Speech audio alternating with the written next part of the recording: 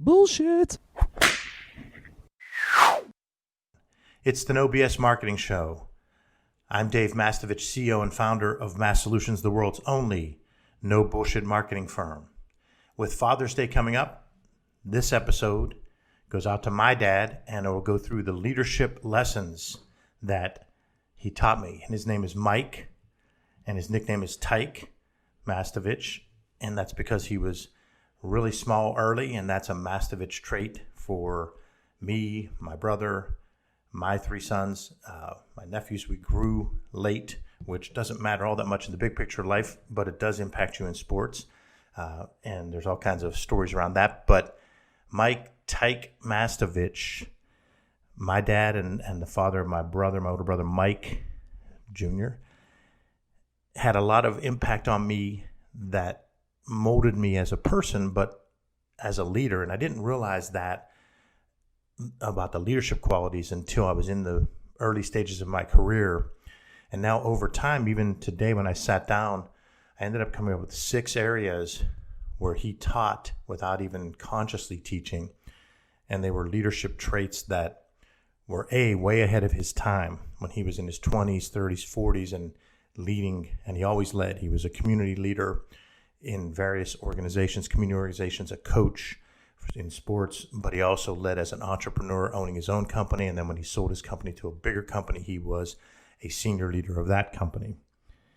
Well ahead of his time. And when I go through these 6, you'll see what I mean. So number 1, Tyke Mastovich leadership traits bestowed upon me.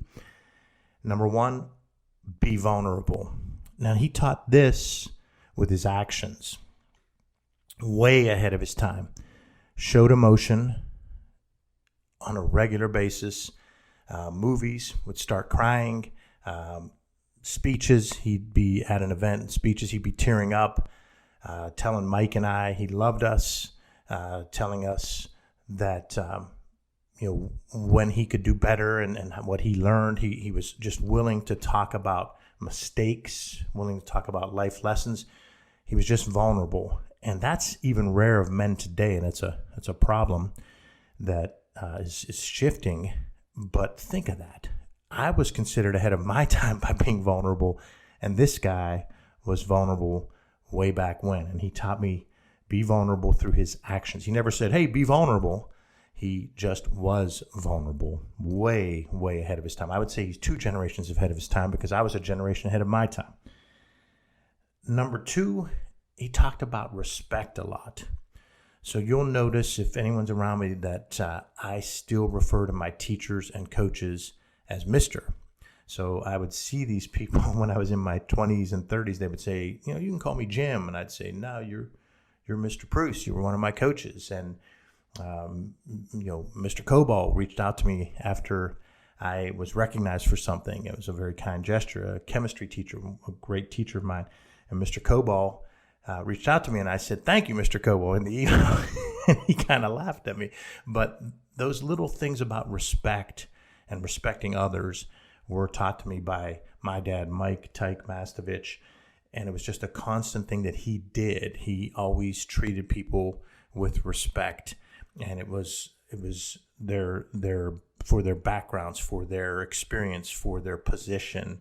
And you taught people that. And so I would not call Pete Canese, I'd call him Mr. Canese, even to this day, because that's what he is. He's Mr. Canese to me. So my dad taught me about respecting others. That's the second Tyke Mastovich leadership trait. The third is judge people by their character. My dad didn't care what your last name was. He didn't care what you looked like. He didn't care what you chose to do for a living, how you lived your life. He treated you based on your character. So he started out respecting you first, regardless of who you are. And then he continued to work with you and communicate with you based on your character. And so that was something that my brother and I both have carried on, that we're really just looking at people for who they are inside, so to speak. And again, I would say, again, well ahead of his time as a leader in the 70s and 80s and 90s as he was. The fourth one is something that I just told him yesterday, when we were on the phone, because he makes the most of every day. And that's something that I try to do. And my friends and college roommates and people that have known me throughout my life know that I make a list and I get pumped and I show ridiculous passion. The difference is my dad doesn't have the downswings. He's not as negative as me. And I wish I could have picked that up from him, because he's just so positive and he makes the most of every day. That's lesson number 4. Number 5, he was all about lifelong learning. He wanted Mike and me to just continually learn, and we both have. Not only did we both achieve master's level in education, but it's just about learning after high school and after college and after the first job and after any management training program. I learned from him yesterday, but I learned from each of my team members on a regular basis. I just sent an email to one of my team members and thanked him for teaching me something. And I love to learn. I'm on day 65 in a row on Duolingo with another language, and just for the heck of it, not because I'm going to ever use it. In fact, I'm not good at it, but it's just challenging me to think and learn. And so that was life lesson number 5 from my dad, was lifelong learning. And number 6 was commit, no half-assing. And what that meant was you had to work at whatever you did. If you're going to play a sport, you're going to be the best you can be, and you're going to work at it. And it's not going to just be when the defined practices are assigned.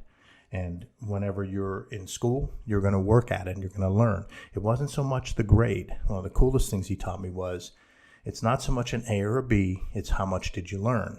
And I'm a competitive sort, so I still went for the A a lot of times. But the reality was that's not how he evaluated my college grades or my report cards. He evaluated me on what I learned. And so I've bestowed that on my sons. I would ask them on a regular basis, what did you learn today in 4th grade? And when you ask an open-ended question and force someone to answer that, and they know that question's coming on a regular basis, that's helpful. And that's what it's about from my standpoint, is no half-assing, whether it's work, whether it's working out, whether it's learning something new, whether it's your education, whether it's how you are as a person. No half-assing, commit to it and work to get better. So those are all of the traits. I shouldn't say all. Those are some of the traits that he taught me, because I could probably do an hour-long podcast with stories, because he did also, in number 7, that I would say is he understood the power of storytelling, and he used anecdotes and analogies. In fact, he was part of the inspiration for me to create the Power of Storytelling for Leaders workshop. One inspiration was Chuck Canaris, who just kept challenging me to do that because he thought it was a topic that needed to be told.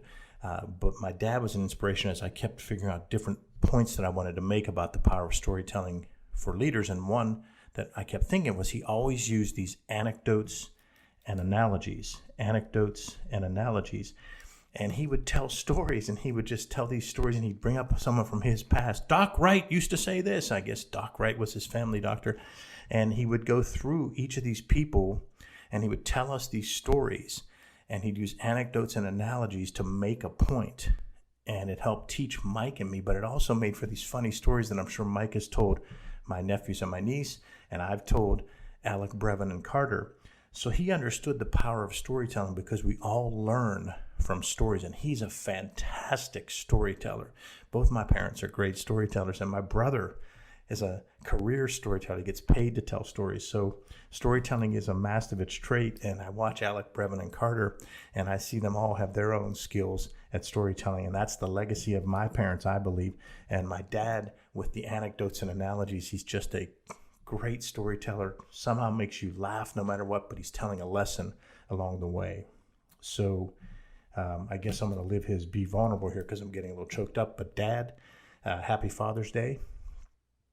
Your legacy lives on through me, Alec, Brevin, Carter, Michael, Ryan, Shelby, and my brother Mike, and all the times I've taught my leadership of coaching and mentoring. It's always been around the many traits that you taught me, and I gave 7 today. I thought it was going to be 5, then 6, but then I decided to make it 7. So 7 traits. Number 1, be vulnerable. Number 2, respect others. Number 3, judge people by their character. Number 4, make the most of every day. Number 5, lifelong learning. Number 6, commit and no half-assing. And number 7, leverage the power of storytelling. Happy Father's Day to my dad, Mike Tyke Mastovich, and happy Father's Day to all the dads out there. And Mom, before you get ticked, I didn't think to do the Mother's Day episode, but I've written about you in light reading over the years and talked about you on the podcast. My mom is my other hero, and so 2 great loving parents. Covered myself there and covered all the moms. Next year, definitely we'll do a mom's podcast as well. Remember, ask yourself, what's the big idea? And build your story around the answer. It's all about bold solutions, no BS.